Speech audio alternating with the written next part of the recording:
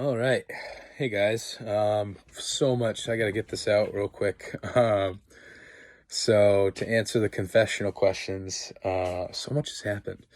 How did the challenge go and how do I feel about the results?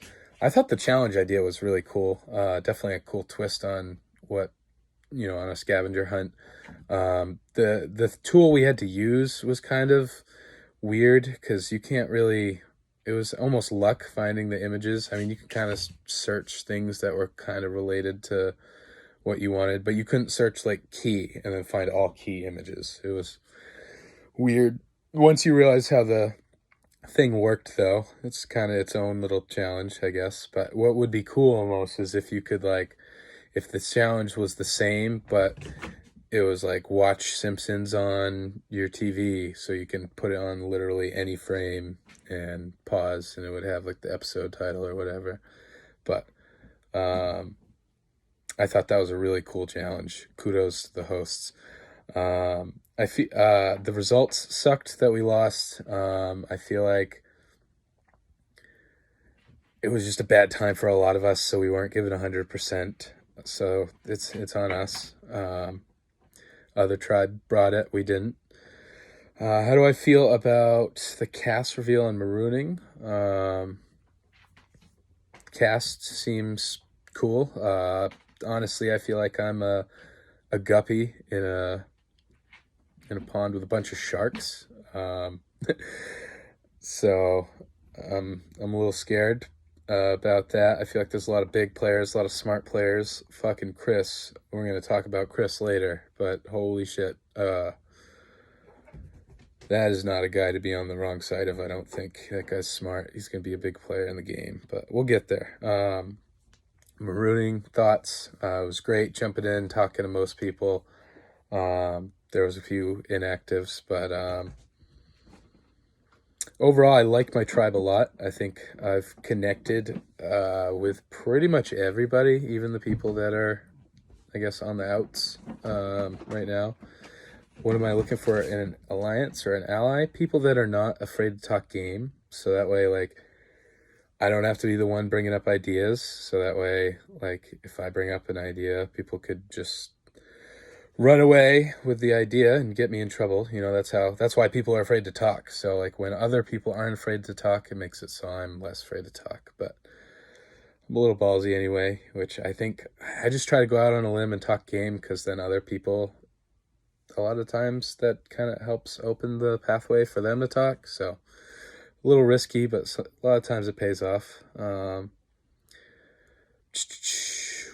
What ways would it impact my strategy?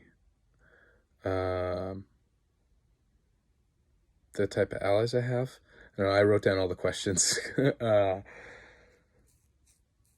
I don't know. I guess allies that could talk strategy would impact my strategy as being, I guess, having to be a little less under the radar, which I'm not very good at anyway. Because the more we can all work together, like if I can get just kind of a tight group that talks kind of free flowing information, that'd be good. What's going to happen with this vote?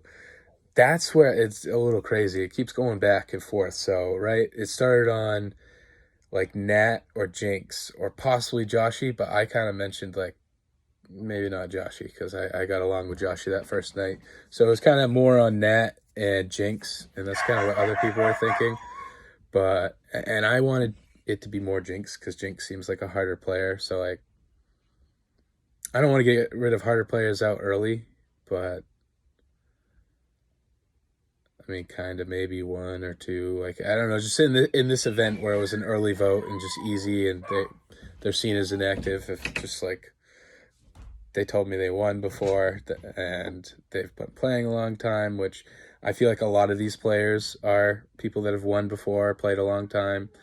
So that doesn't really, like that in itself doesn't really, isn't the reason I would personally target Jinx. More just like they seemed a little sketchy jumping into my, I don't know.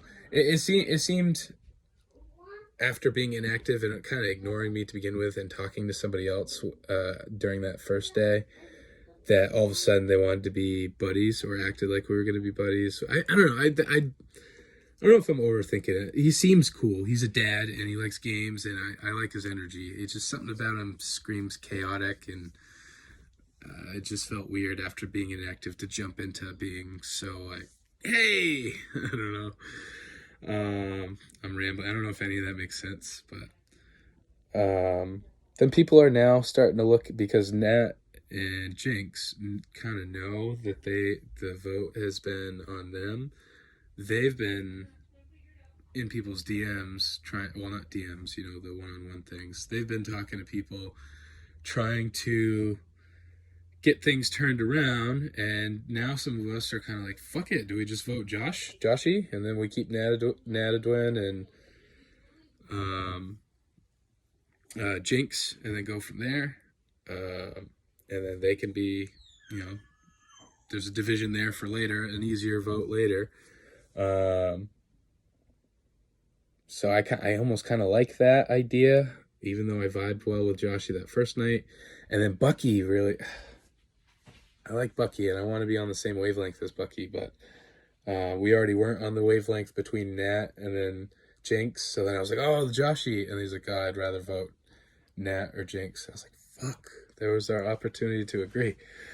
I'll get to my favorite song and my trust rankings in my confessional, but trust rankings, I'm going to have to decide and type it, but it's between like Vince or Chris. Chris is, yeah, I'll just type it all in. That way I can be in detail and just make this a short video to upload quicker. Thanks for listening, guys. Sorry for the ramble.